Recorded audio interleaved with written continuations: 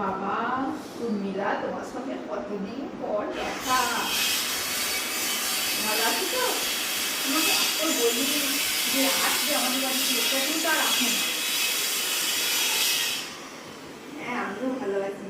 এই হাবলুর বিয়েতে এলাম, তাই দেখা হলো। তোমার বর ভালো আছে তো?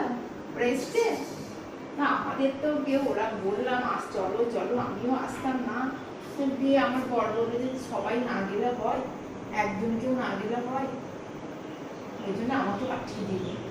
এই শাড়িটা তো ব্যাঙ্গালোর থেকে, তোমার দাদা তো এনে দিয়েছে ব্যাঙ্গালোর থেকে।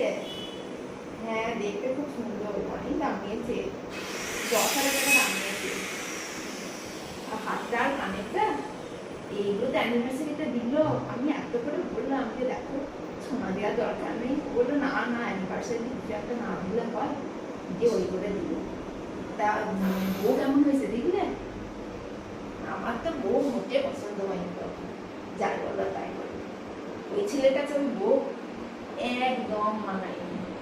তুমি বলো, ছেলে কেমন, কত সুন্দর, একবারে রাজপুত্রের মতো দেখতে, ওই বউটার কাছে মানিয়েছে। হ্যাঁ, ওদের পছন্দ, আমরা আর কি বলবো। তুমি এবার সংসার করতে পারলেই হলো। তো তুমি খাওয়া দাওয়া করেছো? আমিও বিয়ে বাড়িতে এসে সবার ফার্স্ট, মানে সকাল সকাল খেয়ে নিয়েছি। তা তুমি খাওয়া দাওয়া করবো করে না বোঝাও। হ্যাঁ, যাও তাহলে। আর আপনারা শুনুন, এইদিকে